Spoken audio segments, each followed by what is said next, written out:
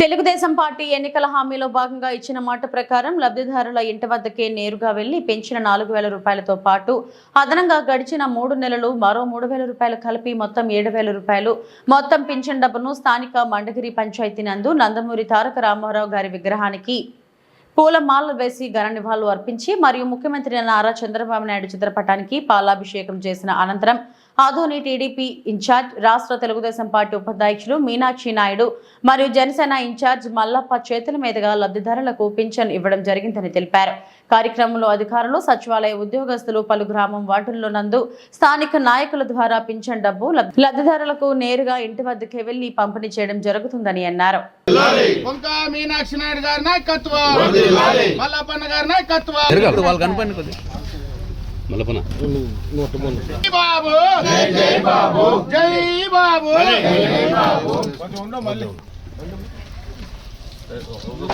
బాబు. రండి, ఎవరన్నా వచ్చి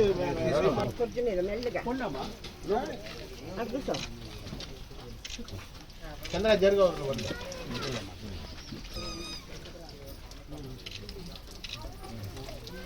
సరే రా పాప.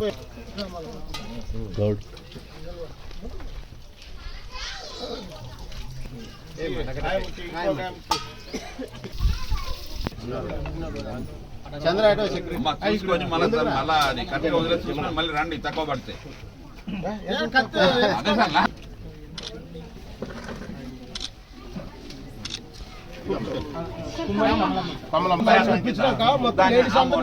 ఫోటో గ్రూప్ ఫోటో పెట్టి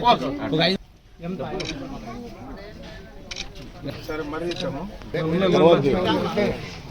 కూర్చో. ఈరోజు రాష్ట్ర వ్యాప్తంగా ఎన్టీఆర్ భరోసా సామాజిక పెన్షన్ పంపిణీ కార్యక్రమం ఏర్పాటు చేయడం జరిగింది.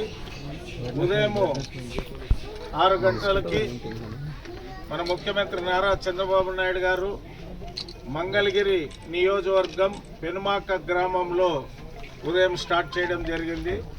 రాష్ట్ర వ్యాప్తంగా 175 నియోజకవర్గాలలో సచివాలయ ఉద్యోగస్తుల ద్వారా ఇంటింటికి పెన్షన్ ఇవ్వడం జరుగుతుంది. మరి ముఖ్యమంత్రి గారి ఉద్దేశం మ్యాక్సిమంగా ఈరోజే 100% పెన్షన్ పంపిణీ చేయాలని కలెక్టర్ ద్వారా ఉద్యోగస్తులు తెలియజేయడం జరిగింది. రాష్ట్ర వ్యాప్తంగా దాదాపు 1,20,000 మంది సచివాలయ ఉద్యోగస్తులు ఇంటింటికి తిరిగి ఈరోజు పెన్షన్ కార్యక్రమాన్ని దిగ్విజయం చేయడానికి వాళ్ళు సహకరిస్తున్న ఉద్యోగస్తులందరూ కూడా ప్రత్యేకంగా ధన్యవాదాలు తెలియజేస్తున్నాను నేను. మరి ఎన్టీఆర్ భరోసా పింఛన్ అనేది స్టార్ట్ చేసింది మహనీయుడు నందమూరి తారక రామారావు గారు. ఆ రోజుల్లో తెలుగుదేశం ప్రభుత్వం ఏర్పడిన తర్వాత 35 రూపాయలతో ఈ పెన్షన్ స్టార్ట్ చేయడం జరిగింది. ఆ రోజుల్లో 35 రూపాయలు అనేదే చాలా గొప్పది. మరి అట్లా స్టార్ట్ చేసిన పెన్షన్ని తిరిగి చంద్రబాబు నాయుడు గారు ముఖ్యమంత్రి అయిన తర్వాత దాన్ని 75 రూపాయలు చేయడం జరిగింది.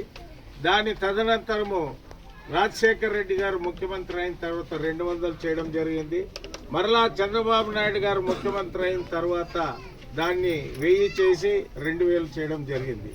మరి గత ప్రభుత్వంలో ఎన్నికల సందర్భంగా 3000 చేస్తామని చెప్పిన అప్పటి ముఖ్యమంత్రి 250 కంతుల వారుగా చేసి ఎలక్షన్ ఇంకా 2 నెలలు ఉన్నదనంగా 3000 చేయడం జరిగింది. మరి ఎన్డీఏ ప్రభుత్వం ఆ రోజు ఒక హామీ ఇవ్వడం జరిగింది. పెన్షన్ని 4,000 చేస్తాం, దివ్యాంగులకు 6,000 చేస్తాం. ఏవైతే చెప్పారో ఈరోజు మరి ప్రభుత్వం ఏర్పడిన 1 నెల లోపలే ఈరోజు 1వ తారీఖు ఇవ్వడం జరుగుతూ ఉంది. మరి ఏప్రిల్, మే, జూన్ ఈ 3 నెలలు కూడా కలిపి ఈరోజు 7,000, అదేవిధంగా దివ్యాంగులకి 6,000 ప్రకారం ఇవ్వడం జరుగుతూ ఉంది. రాష్ట్ర వ్యాప్తంగా 28 విభాగాలకు సంబంధించిన సామాజిక పెన్షన్లు ఈ ప్రభుత్వం ఇవ్వడం జరుగుతుంది. మరి టోటల్గా 65,31,000 మందికి పెన్షన్లు ఇవ్వడం జరుగుతూ ఉంది. మరి ఇది ఈరోజు 4,400 రూపాయల రోజు మన సచివాలయం ఉద్యోగస్తుల ద్వారా ఇంటింటికి తిరిగి పెన్షన్ కార్యక్రమాన్ని రూపొందించడం జరిగింది. మరి ఈరోజు మన ముఖ్యమంత్రి గారు స్టార్ట్ చేశారు, ఉప ముఖ్యమంత్రి గారు కూడా పిఠాపురం నియోజకవర్గంలో స్టార్ట్ చేస్తున్నారు.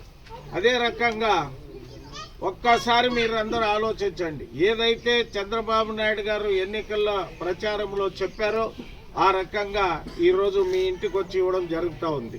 మరి అదే ఏప్రిల్, మే, జూన్ ఈ 3 నెలలు మీరు ఎంత అవస్థపడారు. వాలంటరీ అనే దాన్ని వాళ్ళ ద్వారా ఇవ్వకూడదని కోర్టు చెప్పినందువల్ల మరి ఆ రోజు సచివాలయం ఉంది కదా, ఆ రోజు సచివాలయ ఉద్యోగస్తులు ఉన్నారు కదా, వాళ్ళ ద్వారా ఇప్పించింటే మీరంతా ఈ 3 నెలలు అంత అవస్థ పడేవాళ్ళు కాదు. కాబట్టి ఒక్కసారి ఈ పెన్షన్దారులందరూ ఒక్కసారి మీరు ఆలోచించండి. ఈరోజు నెల వస్తే మీకు 4,000 రూపాయలు, అదే దివ్యాంగులు ఉంటే 6,000. ఇటువంటి ప్రభుత్వం ఈ ఎన్డీఏ ప్రభుత్వం మరి పేద ప్రజల కోసము, పేద ప్రజల సంక్షేమం కోసము కష్టపడే ముఖ్యమంత్రి, ఉప ముఖ్యమంత్రి మన రాష్ట్రంలో ఉన్నారు. కాబట్టి మీరందరూ కూడా మీరు రేపు నెల 1వ తారీఖు కూడా ఈ సచివాలయ ఉద్యోగస్తులు మీ ఇంటికి వచ్చి ఎక్కడ కూడా ఒక్క నయా పైసా అనేది అవినీతి లేకుండా మీకు ఇవ్వడానికి ఈ ఎన్డీఏ ప్రభుత్వం ఏర్పాటు చేయడం జరిగింది. మరి మీ అందరూ కూడా మరి మన ముఖ్యమంత్రి గారికి, ప్రధానమంత్రి నరేంద్ర మోడీ గారికి, ఉప ముఖ్యమంత్రి పవన్ కళ్యాణ్ గారికి మీ అందరూ అభినందనలు తెలియజేస్తారని ఆశిస్తూ మీ అందరి దగ్గర నేను సెలవు తీసుకుంటున్నా. ఇప్పుడు జనసేన ఆదోని నియోజకవర్గ ఇన్ఛార్జ్ అయిన సోదరుడు మల్లప్ప